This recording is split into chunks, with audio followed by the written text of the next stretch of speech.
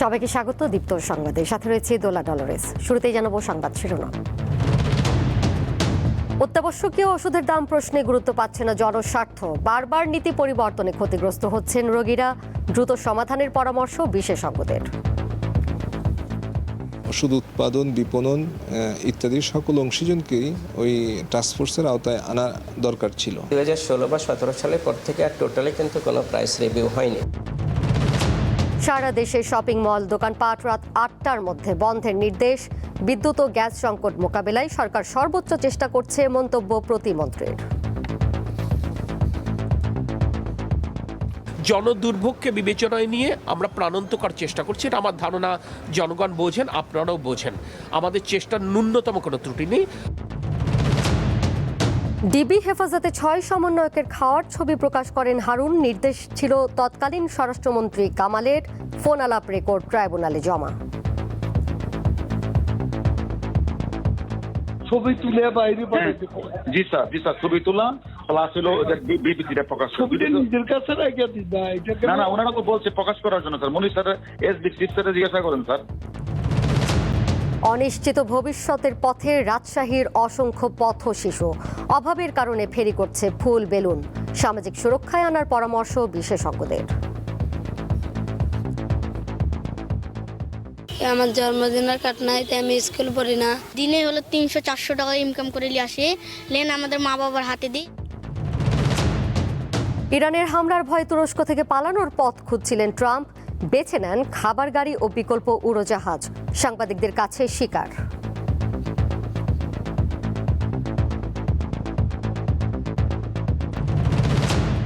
অস্ট্রেলিয়ার মাটিতে বহুল প্রতীক্ষিত টেস্ট সিরিজ শুরু কাল। সাদা পোশাকে রঙিন পারফরমেন্সের প্রত্যাশা, অজি পেস সামলানোই বড় চ্যালেঞ্জ।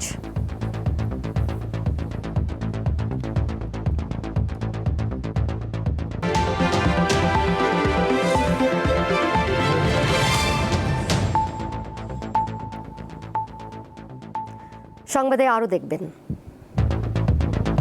দেশে গাজীপুরে প্রথমবারের মতো তৈরি হচ্ছে পাকা কাঁঠালের বিস্কুট। জাতীয় ফল দিয়ে বহুমুখী খাদ্যপণ্য তৈরির প্রত্যাশা উদ্যোক্তার।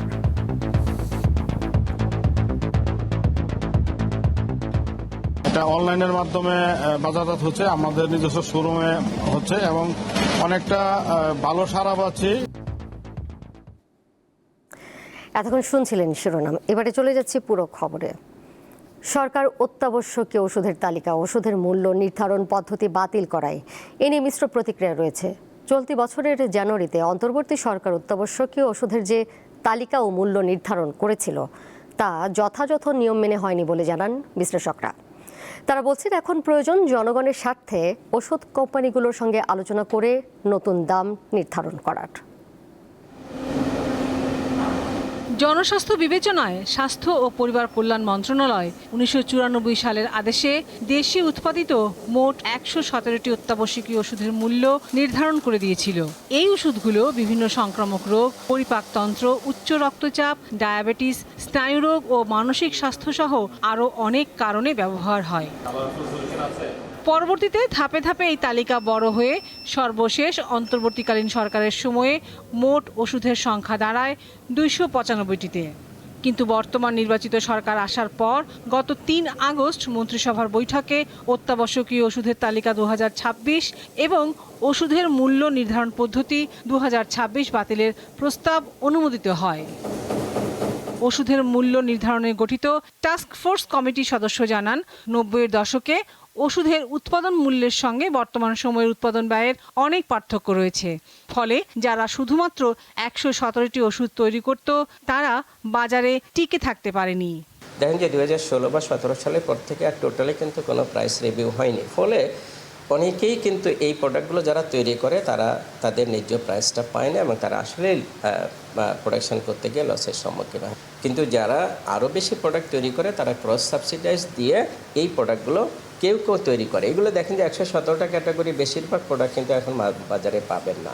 মূল্য নির্ধারণের আগে আরও আলোচনার প্রয়োজন ছিল বলে জানান তিনি। বাদ দেওয়াতে যেটা হয়েছে সেটা হচ্ছে যে পুরোটাই বাদ গেছে। পুরোটাই বাদ গিয়ে যেটা হতো সেটা হচ্ছে যে হ্যাঁ ওই জিনিসটা আবার যদি একটা রিভিউ সুযোগ থাকতো যে না হ্যাঁ এটা হয়তো ওষুধ কোম্পানি বা সংশ্লিষ্ট যারা আছে তারা হয়তো এটাকে পুরোপুরি এটাকে চাচ্ছে না, তো সেটা একটা রিভিউ হতে পারত। অন্তর্বর্তীকালীন সরকারের সময়ে এই মূল্য নির্ধারণে বিদ্যমান আইন মানা হয়নি বলে জানান এই জনস্বাস্থ্য বিশ্লেষক। বিদ্যমান আইন অনুযায়ী একটা কমিটি, উপদেষ্টা কমিটি থাকে, সেই কমিটির মাধ্যমে ওষুধের মূল্য নির্ধারণের একটা প্রক্রিয়া হওয়ার কথা, যেটার সঙ্গে ডিজিডিএ জড়িত থাকে এবং ওষুধের সকল অংশীজনকে, ওষুধ উৎপাদন, বিপণন ইত্যাদি সকল অংশীজনকেই ওই টাস্কফোর্সের আওতায় আনা দরকার ছিল, সেটা তারা করেনি। তবে অত্যাবশ্যকীয় ওষুধের তালিকা ও ওষুধের মূল্য নির্ধারণ পদ্ধতি বাতিল হলেও স্বাস্থ্য ও পরিবার কল্যাণ মন্ত্রণালয়ের 1994 সালের আদেশে প্রণীত অত্যাবশ্যকীয় ওষুধের তালিকা এবং সেসব ওষুধের সরকারি মূল্য নির্ধারণ ব্যবস্থা আগের মতো বহাল থাকবে। লাবণী গুহ, দীপ্ত সংবাদ, ঢাকা। চলমান জ্বালানি সংকটকে সামনে রেখে শপিং মল ও দোকানপাট বন্ধে নতুন নির্দেশনা দিয়েছে সরকার। সন্ধ্যায় বিদ্যুৎ বিভাগের নির্দেশনায় বলা হয়, বিপণী বিতান ও দোকান বন্ধ করতে হবে রাত 8টার মধ্যে, বিলবোর্ড ও আলোকসজ্জা বন্ধ করতে হবে সন্ধ্যা 7টার মধ্যে। এই অবস্থায় বিদ্যুৎ ও জ্বালানি প্রতিমন্ত্রী জানিয়েছেন, সংকট সমাধানে সরকার সর্বোচ্চ চেষ্টা করছে। সরকারের হিসেবেই সারা দেশে এখন গড়ে 3000 মেগাওয়াটের বেশি লোডশেডিং চলছে। গত জুলাইয়ে এক্সিলারেট এনার্জি পরিচালিত একটি ভাসমান এলএনজি টার্মিনালে সমস্যার কারণে গ্যাস সরবরাহে তীব্র সংকট দেখা দেয়। এছাড়াও বৈশ্বিক যুদ্ধ দেশের জ্বালানি সংকটকে আরও বেকায়দায় ফেলেছে। এমন পরিস্থিতিতে বুধবার সন্ধ্যায় চলমান বিদ্যুৎ সংকট বিবেচনায় দোকানপাট ও শপিং মল রাত 8টার মধ্যে বন্ধের নির্দেশনা দিয়েছে সরকার। এছাড়াও সন্ধ্যা 7টার মধ্যে আলোকসজ্জা, বাণিজ্যিক মেলা ও সাংস্কৃতিক কর্মকাণ্ড শেষ করার নির্দেশনা দেওয়া হয়েছে। তবে খাবারের দোকান, হাসপাতাল ও ওষুধের দোকান এই নির্দেশনার আওতা বহির্ভূত থাকবে। তবে এই সংকটের সমাধানের পথ সরকার পেয়েছে বলে সচিবালয়ে জানান বিদ্যুৎ ও জ্বালানি প্রতিমন্ত্রী। বলেন, জনগণের কষ্টের বিষয়ে সরকার অবগত। আমরা আশা করছি আজকে সন্ধ্যা থেকে বিদ্যুৎ পরিস্থিতির কিছুটা হলে উন্নতি হবে ইনশাআল্লাহ। দুটো টার্মিনাল দিয়ে আমরা গ্যাস রিলিজ করি, একটা হচ্ছে সামিট টার্মিনাল আর একটা হচ্ছে এক্সেলারেট টার্মিনাল। তাহলে এক্সেলারেট টার্মিনালে এমনিতে 50% ক্যাপাসিটিতে রান করছে ডিউ টু বয়লার ফল্টেজ, আপনারা জানেন। ফুল ক্যাপাসিটি আমরা রান করতে পারছি না। হোয়ারাস আবার সামিট টার্মিনালে বে অফ বেঙ্গলের রাফ থাকবার কারণে আমরা cargo still waiting for discharge, that is the problem.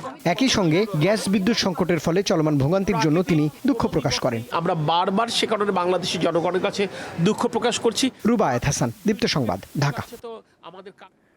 July গণঅভ্যুত্থানের সময় 6 সমন্বয়কের খাওয়ার ভিডিও ছড়িয়ে দিয়ে শেখ হাসিনার রোষানলে পড়েন তৎকালীন ডিবি প্রধান হারুন। অথচ ভিডিও ছড়িয়ে দেওয়ার নির্দেশনা দেন খোদ সে সময়কার স্বরাষ্ট্রমন্ত্রী। জানিয়ে ওবায়দুল কাদেরের কাছে নালিশ করেন হারুন। এমন একটি ফোনালাপ ট্রাইব্যুনালে জমা দিয়েছে প্রসিকিউশন। জুলাই গণ অভ্যুত্থান চলাকালে 6 সমন্বয়ককে ডিবি কার্যালয়ে তুলে নেওয়া হয়। সে সময় তাদেরকে খাওয়ানোর ছবি ডিবি প্রধান হারুন নিজেই প্রকাশ করেন। এ ঘটনায় তার পদ থেকে সরানোর নির্দেশ দেন তৎকালীন প্রধানমন্ত্রী শেখ হাসিনা। 2024 সালের ওই ঘটনায় আওয়ামী লীগের সাধারণ সম্পাদক ওবায়দুল কাদের ও ডিবি প্রধান হারুনের কথোপকথনের অডিও বুধবার ট্রাইব্যুনালে উপস্থাপন করা হয়। স্যার হারুন কি তুমি স্যার আমি করতে আবার খাওয়াই ওইসবই কেন? না এ খাওয়ার ডিসিশনটা কে দিয়েছে স্যার? আমার স্বরাষ্ট্রমন্ত্রী, আমার এসবির চিফ, এরা দিয়েছে খাওয়ানোর জন্য। তারা নির্দেশ দিলে তোমাকে ছবি তুলে বাইরে পাঠাতে। জি স্যার ছবি তোলা প্লাস হলো বিবৃতিটা প্রকাশ, ছবিটা নিজের কাছে রেখে দিবা। না ওনারা তো বলছে প্রকাশ করার জন্য স্যার। মনির স্যার এসবির চিফ স্যার জিজ্ঞাসা করেন স্যার, মনির স্যার বলছে কিনা। মামলার ওবায়দুল কাদের সহ 7 আসামি পলাতক রয়েছেন। তাদের সর্বোচ্চ শাস্তি চেয়ে যুক্তিতর্ক উপস্থাপন শেষ করেন চিফ প্রসিকিউটর। তিনি বলেন, ওবায়দুল কাদেরের বক্তব্য কোনো রাজনৈতিক বক্তব্য ছিল না, এগুলো ছিল হাস্যকর, যা তার দলকে বিপর্যস্ত করেছে। তার দায়িত্বজ্ঞানহীন কর্মকাণ্ডের কারণে বহু মানুষের প্রাণহানি হয়েছে। আওয়ামী লীগের যে সেক্রেটারি জেনারেল অর্থাৎ ওবায়দুল কাদের, তিনি বাংলাদেশের ইতিহাসে একজন রাজনৈতিক জোকার বা পলিটিক্যাল ক্লাউন। কারণ তিনি তার যে বিভিন্ন সময়ের যে ডায়ালগ, কথাবার্তা, এটা কখনোই কোনো একজন রাজনৈতিক নেতা সুলভ কোনো বক্তব্য নয়, হতে পারে না। তিনি একজন টিকটকার হিসেবে তাকে সকলে অবহিত করেন। এরকম একটা জোকারকে একটা দলের সাধারণ সম্পাদক করে দলটাকে বিপর্যস্ত করেছেন, এবং শুধু দলকে বিপর্যস্ত না, তার এই দায়িত্ব জ্ঞানহীন বক্তব্য কর্মকাণ্ডের কারণে আজকে সারা বাংলাদেশের ১৪০০ মানুষ শহীদ হয়েছে। সকল আসামির সর্বোচ্চ শাস্তির পাশাপাশি তাদের সম্পত্তি বাজেয়াপ্তের দাবিও জানান তিনি। সব কিছু মিলিয়ে এইটাই আমরা প্রসিকিউশনের পক্ষ থেকে একটা ওয়েল প্রুফড কেস, আমরা সন্দেহাতীতভাবে এই কেসটি সাক্ষ্য প্রমাণ দিয়ে তথ্য প্রমাণ দিয়ে আমরা প্রমাণ করতে পেরেছি। তাদের বিরুদ্ধে আমরা সর্বোচ্চ শাস্তি দাবি করেছি। পাশাপাশি আমরা তাদের সকল সম্পত্তি বাজেয়াপ্তির আদেশ চেয়েছি। আন্তর্জাতিক অপরাধ ট্রাইব্যুনাল ২ এর চেয়ারম্যান বিচারপতি নজরুল ইসলাম চৌধুরীর নেতৃত্বে গঠিত বেঞ্চে ওসমান হাদিসহ ২৮ জন সাক্ষীর সাক্ষ্য নেওয়া হয়েছে এই মামলায়। সেই সাথে বাজিয়ে শোনানো হয় একাধিক phone call record. Mahidur Rahman, Deepto Sangbad, Dhaka. Supreme কোর্টের এজলাসে গণমাধ্যম কর্মীদের প্রবেশে নিষেধাজ্ঞা অবিলম্বে প্রত্যাহারের দাবি জানিয়েছেন ঢাকায় কর্মরত সাংবাদিকরা। দুপুরে সুপ্রিম কোর্টে কর্মরত সাংবাদিকদের সংগঠন ল রিপোর্টার্স ফোরাম আয়োজিত অবস্থান কর্মসূচিতে তারা এই দাবি জানান। অবিলম্বে দাবি মানা না হলে আরও কঠোর কর্মসূচি পালনের হুঁশিয়ারি দেন সাংবাদিক নেতারা। দীর্ঘ ৮ মাস গণমাধ্যম কর্মীদের জন্য বন্ধ সুপ্রিম কোর্টের হাইকোর্ট ও আপিল বিভাগের বিভিন্ন এজলাস কক্ষ। এর মধ্যে প্রধান বিচারপতির নেতৃত্বে গঠিত আপিল বিভাগও রয়েছে। ফলে গুরুত্বপূর্ণ বিভিন্ন মামলার বিচারিক কার্যক্রম সরাসরি পর্যবেক্ষণ ও সংবাদ সংগ্রহ করতে পারছেন না সাংবাদিকরা। বিষয়টি নিয়ে সুপ্রিম কোর্ট কর্তৃপক্ষের দ্বারস্থ হয়েও কোনো সমাধান পাওয়া যায়নি। বারবার আশ্বাস দেওয়ার পরও কার্যকর কোনো ব্যবস্থা নেয়নি সুপ্রিম কোর্ট প্রশাসন। এমন প্রেক্ষাপটে সোমবার এজলাসে প্রবেশাধিকার পুনর্বহালের দাবিতে অবস্থান কর্মসূচি পালন করেছে ঢাকায় কর্মরত সাংবাদিকরা। সুপ্রিম কোর্টে কর্মরত সাংবাদিকদের সংগঠন ল রিপোর্টার্স ফোরাম আয়োজিত কর্মসূচিতে ঢাকা রিপোর্টার্স ইউনিটি, ঢাকা সাংবাদিক ইউনিয়ন, সম্পাদক পরিষদ সহ বিভিন্ন সংগঠনের নেতারা অংশ নেন। যেখানে তথ্য প্রবাহের বাধা দেয়া হয়, যেখানে তথ্য সংগ্রহে বাধা দেয়া হয়, সেখানে সন্দেহের ডালপালা গজায়। এগুলা নিয়ে সাধারণ মানুষের মনে প্রশ্ন উদ্বেগ হয়। একজন প্রধান বিচারপতি যখন আদালতকে বিচ্ছিন্ন করে রাখে জনগণের কাছ থেকে, স্বাভাবিকভাবেই তখন সন্দেহের উদ্বেগ হয় কি তার আসলে মতিগতি। মানুষকে জানতে দিতে হবে। আপনার যদি এজলাসে জায়গা কম থাকে, আপনাকে জায়গা বাড়াতে হবে। বক্তারা বলেন, গণমাধ্যম কর্মীদের আদালতে প্রবেশ সাংবিধানিক অধিকার। এছাড়া সাংবাদিকদের আদালতে প্রবেশের নিষেধাজ্ঞা ন্যায় বিচারের পরিপন্থী বলেও জানান তারা। এইভাবে দরজা বন্ধ করে দিয়ে বিচার করাটা সঠিক হচ্ছে না। আমি অনুরোধ করব, আহ্বান জানাবো, অবিলম্বে এই যেটা বিচারিক কোনো আদেশ না, এটা কোনো প্রশাসনিক আদেশও না, একটি মৌখিক বেআইনি আদেশ, সেটা অবিলম্বে প্রত্যাহার করার জন্য। এটা পরিষ্কারভাবে বাংলাদেশ রাষ্ট্রের সংবিধান বিরোধী। এই সংবিধান বিরোধী অবস্থান থেকে তারা ফিরে আসবেন। যদি তাদের যদি কোনো প্রায়োগিক সমস্যা থাকে, সেটার সমাধানের কী পদ্ধতি আছে, সেইটা নেতৃবৃন্দের সংশ্লিষ্ট নেতৃবৃন্দের সঙ্গে আলোচনার মাধ্যমে আমার মনে হয় সেই সমস্যার সমাধান করা সম্ভব। অবিলম্বে এজলাস কক্ষে সাংবাদিকদের প্রবেশের অনুমতি দেয়া না হলে আরও কঠোর কর্মসূচি পালনের হুঁশিয়ারি দেন সাংবাদিক নেতারা। মাহিদুর রহমান, দীপ্ত সংবাদ, ঢাকা।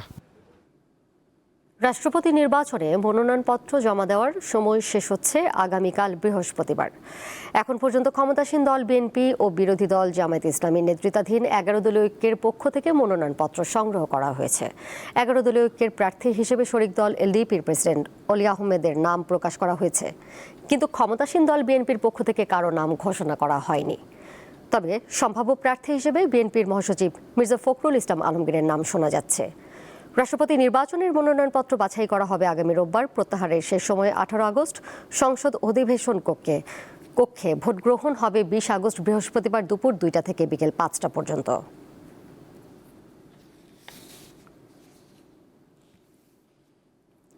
যাচ্ছি পরের প্রসঙ্গে। সড়কের মোড়ে মোড়ে কেউ ফুল, কেউ বা বেলুন অথবা খেলনা বিক্রি করছে।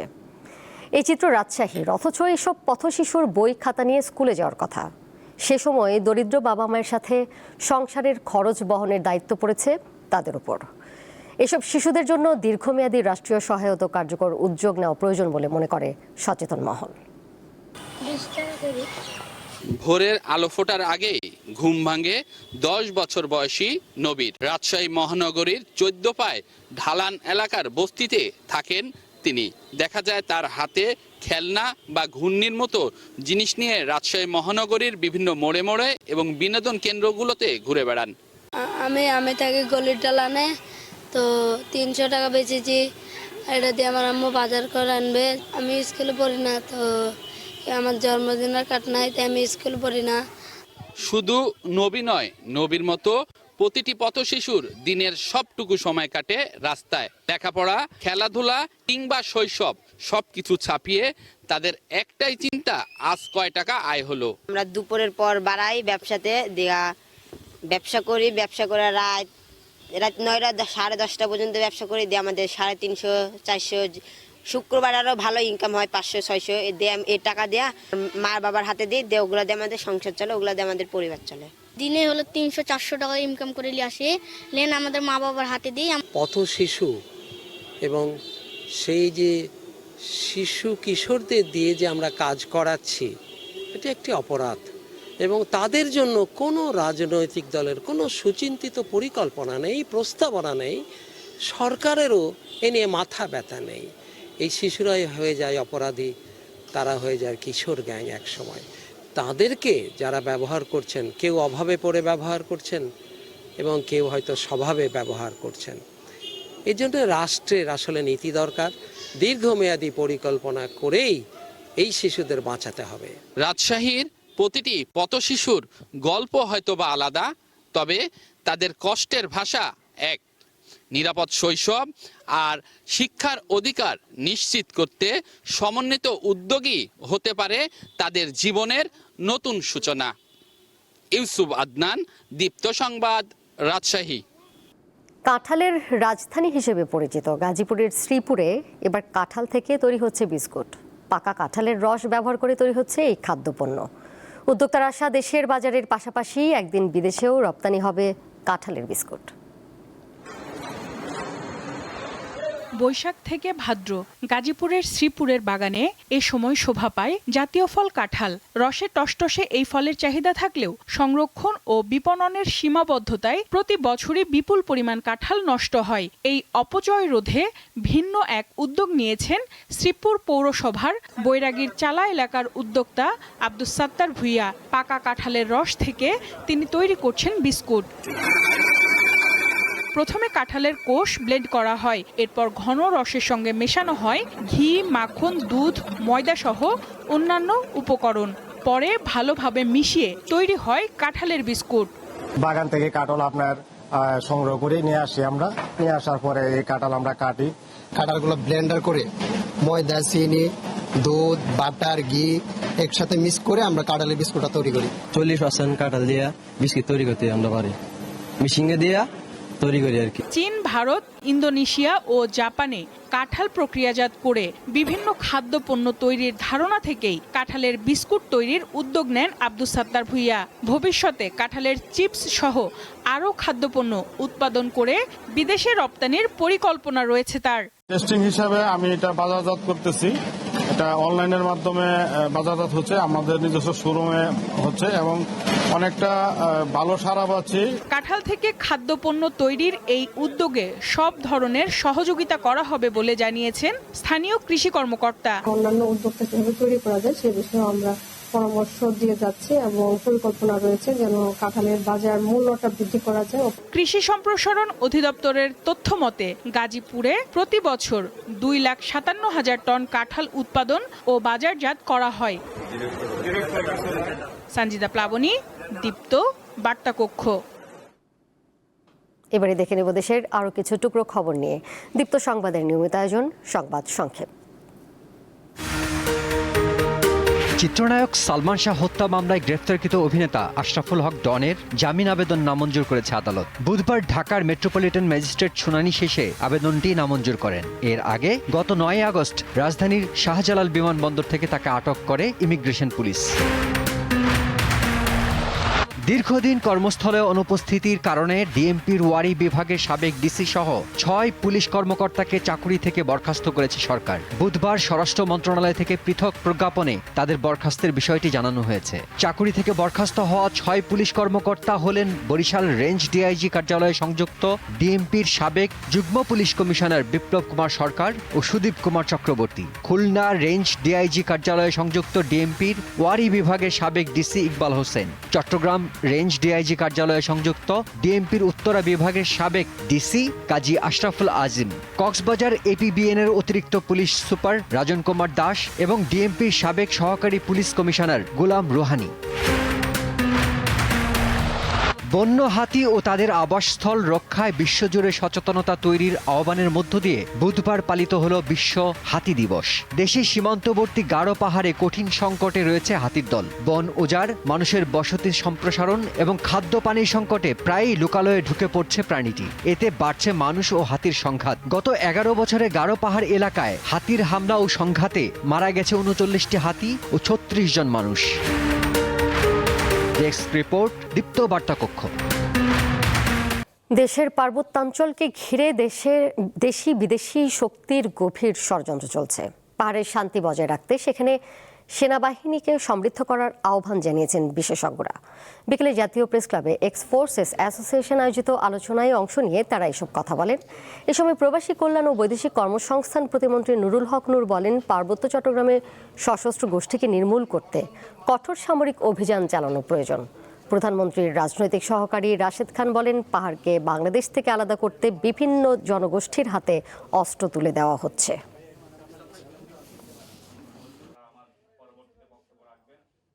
অবশ্যই পাহাড়ে যারা আছে, সমতলে যারা আছে, সে ক্ষুদ্র নৃতাত্ত্বিক গোষ্ঠীর হোক কিংবা আপনার এই অঞ্চলের সাধারণ বাঙালি হোক, সবাই বাংলাদেশের নাগরিক হিসেবে প্রত্যেকেরই এই দেশে তার মর্যাদা সহকারে বেঁচে থাকার নাগরিক অধিকার, আইনের সুযোগ লাভ করার অধিকার আছে। সেনাবাহিনীর বিকল্প আর কিছু নাই। যতটুকু সংকট আছে এটি সমাধানের দায়িত্ব সেনাবাহিনীর কাঁধে দেশের জনগণ দিয়েছে। বাংলাদেশে যে সময় সংকট শুরু হয়েছে, সেটা অতীতে বলেন বা 24-এ বলেন, যে কোনো সংকটে এদেশের জনগণের পাশে দাঁড়িয়েছে সেনাবাহিনী। আন্তর্জাতিক প্রসঙ্গ, ইরানের হামলার আশঙ্কায় গোপনে উড়োজাহাজ বদল করার বিষয়টি স্বীকার করেছেন যুক্তরাষ্ট্রের প্রেসিডেন্ট ডোনাল্ড ট্রাম্প। মঙ্গলবার সাংবাদিকদের সামনে ট্রাম্প নিজেই এই স্বীকারোক্তি দেন। তিনি জানান, তুরস্কের নেটো সম্মেলন শেষে ইরানের সম্ভাব্য হামলার আশঙ্কায় সাংবাদিক ও হোয়াইট হাউসের কয়েকজন কর্মীকে এয়ারফোর্স ওয়ানে রাখা হয়। পরে নিরাপত্তা বাহিনী ও সামরিক কর্মকর্তাদের পরামর্শে খাবার সরবরাহকারী একটি ট্রাকের মাধ্যমে তাকে অন্য একটি সামরিক বিমানে সরিয়ে নেওয়া হয়। তবে ট্রাম্প দাবি করেন, তিনি যে সামরিক বিমানে উঠেছিলেন সেটি আরও বেশি ঝুঁকির মধ্যে ছিল।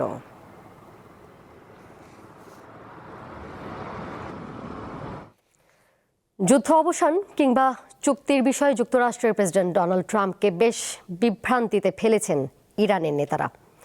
তাদের কৌশল বুঝতে অনেকটা হিমশিম খাচ্ছেন মার্কিন প্রেসিডেন্ট।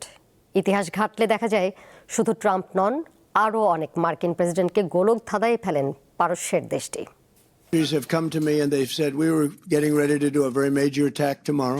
ইরানের ওপর চরম ক্ষুব্ধ ট্রাম্প, কারণ ইরান নাকি তার সাথে অবিশ্বাস্য রকমের প্রতারণা করেছে।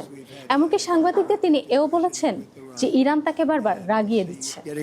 ট্রাম্পের এই রাগই প্রমাণ করে তেহরানের নেতাদের বুঝতে কতটা হিমশিম খাচ্ছেন তিনি।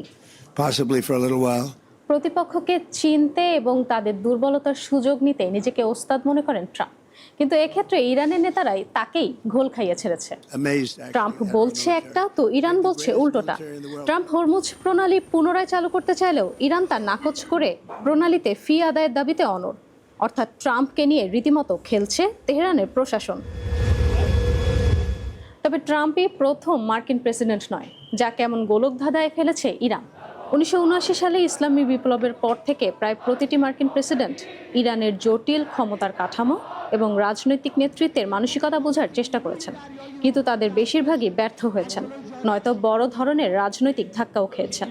কেউ কেউ আবার মারাত্মকভাবে ক্ষতিগ্রস্ত হয়েছেন। 1980 সালে তৎকালীন মার্কিন প্রেসিডেন্ট জিমি কার্টার তেহরানের মার্কিন দূতাবাস থেকে 52 জন জিম্মিকে মুক্ত করতে এক গোপন আলোচনার অনুমোদন দেন। কার্টার ভেবেছিলেন কিছু শর্তের বিনিময়ে তিনি চুক্তি করতে যাচ্ছেন, কিন্তু ইরানের তৎকালীন সর্বোচ্চ নেতা আয়াতুল্লাহ খোমেনি তা নাকচ করে দেন। এছাড়া 1985 সালে তৎকালীন প্রেসিডেন্ট রোনাল্ড রিগান লেবাননে জিম্মি মুক্তির বিনিময়ে ইরানের কাছে গোপনে অস্ত্র বিক্রির অনুমোদন দেন। গোপন লেনদেনের বিষয়টি প্রকাশ পাওয়ার পর এটি ইরান কন্ট্রা কেলেঙ্কারি নামে পরিচিত হয় এবং রিগানের প্রেসিডেন্সিকে সংকটে ফেলে।